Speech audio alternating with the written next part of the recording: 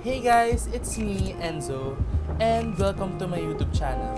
For today's video, ituturo ko sa inyo kung paano ko ba ginagawa yung flawless foundation routine ko. Bago ko mag-start sa video ko, please make sure to subscribe to my channel and i-follow nyo na rin ako sa lahat ng social media accounts ko. So if you guys wanna know how to create this look, make sure to keep on watching. So ang first step ng flawless foundation routine ko ay primer.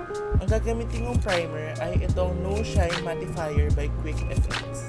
Naglagay lang ako ng primer sa likod ng kamay ko and gagamit lang ako ng finger para ilagay yung product sa face ko. Ifo-focus ko lang yung primer sa mga areas na mabilis mag-oil up and madaming visible pores.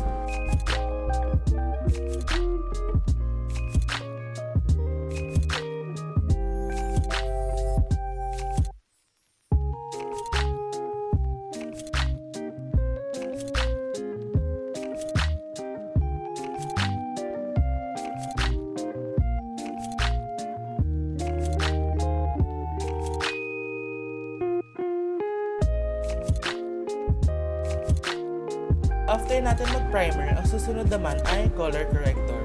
Ang gagamitin kong color corrector ay itong e.l.f Pro Conceal High Definition Concealer in the shade green. So, as you can see, madami akong acne marks, dark spots, and redness sa face. If meron din kayong ganito, I highly recommend na mag-color correct kayo. Ifo-focus ko lang yung product sa areas ng face ko na madaming blemishes and imperfections.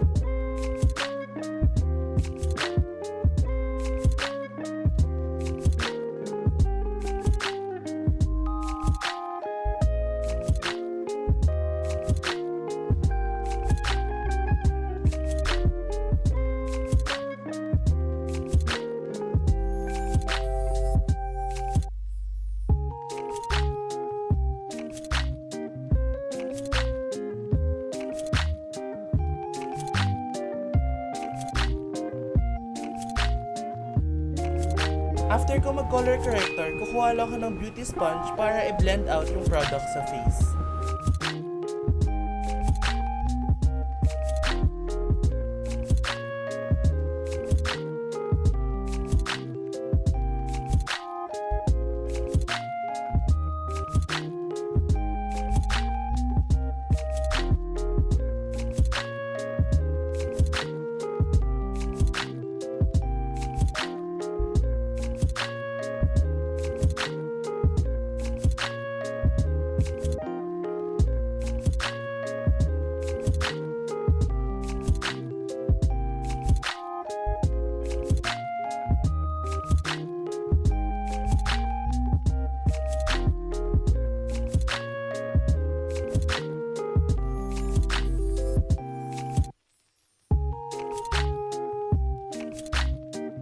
After ko i-blend yung color corrector sa face ko, ang susunod naman is foundation.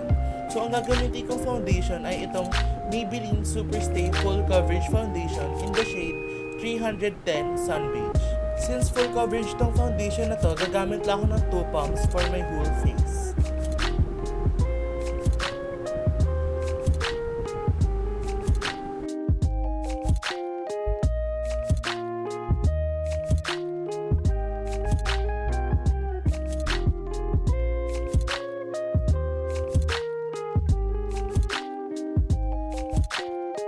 Once nalagay ko na yung foundation sa face ko, gagamit lang ako ng velvet sponge para i-blend yung foundation sa skin ko.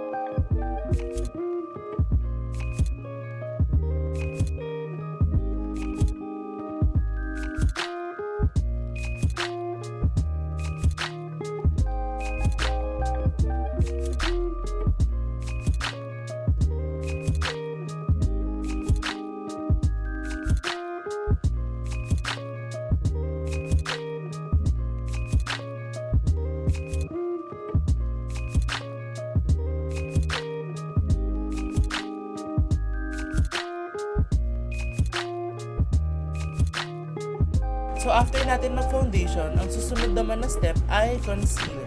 So, ang concealer na gagamitin ko ay itong L'Oreal Infallible Full Wear Concealer in the shade 311 Cashmere. Ilalagay ko lang itong concealer na to sa highest points ng face ko, tapos i-blend ko lang ulit gamit yung velvet sponge.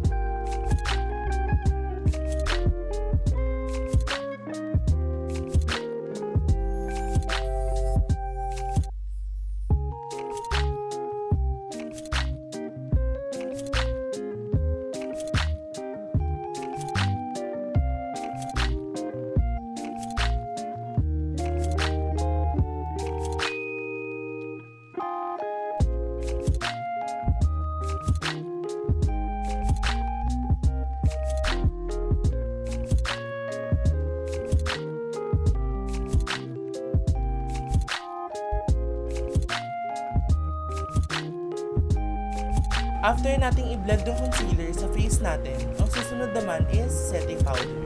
So, ang gagamitin kong setting powder ay itong Nichido Final Powder in the shade Creamy Glow. Tulad ng sinabi ko sa concealer, ilalagay lang natin yung setting powder sa highest points ng face natin.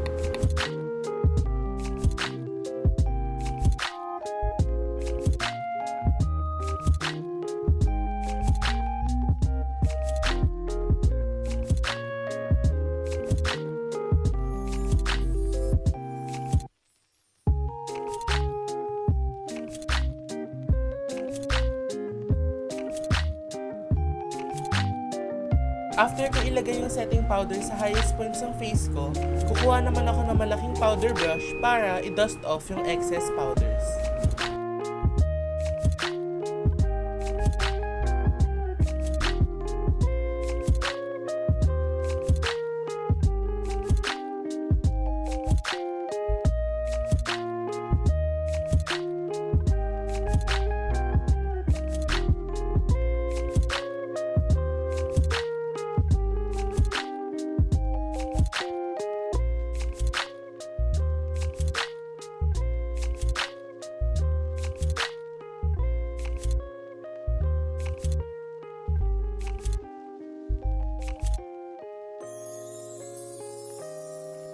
After naman natin i-dust off yung mga excess powders, ang susunod naman ay bronzer and nose contour.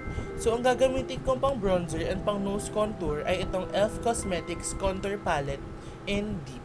Ang gagamitin kong shade para sa bronzer and sa nose contour ko ay itong warm brown shade.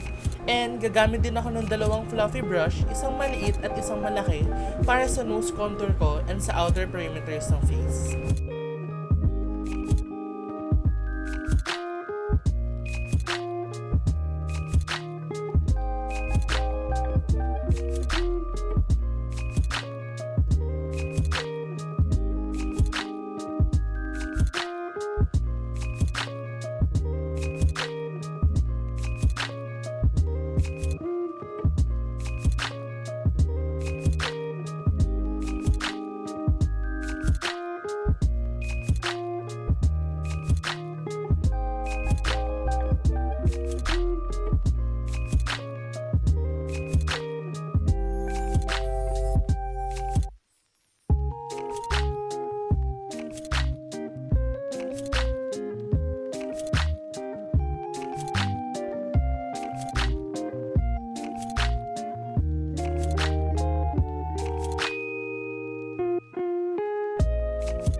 After naman nating mag-bronzer and mag-nose contour, ang susunod naman ay ang highlighter. So, ang highlighter na gagamitin ko ay itong Blythe Cosmetics Stardust Palette At ang shade naman na gagamitin ko para sa face ko ay itong nasa gitna. At gagamit din ako ng isang tapered brush at isang pencil brush para ma-highlight yung temples ng face ko.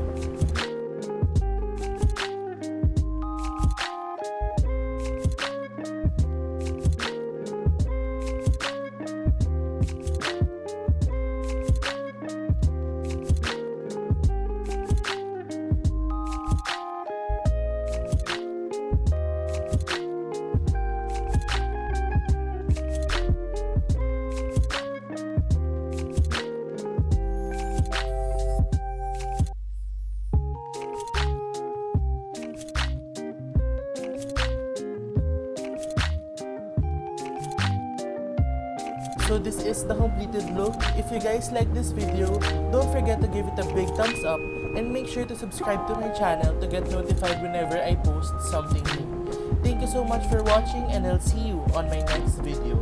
Bye guys!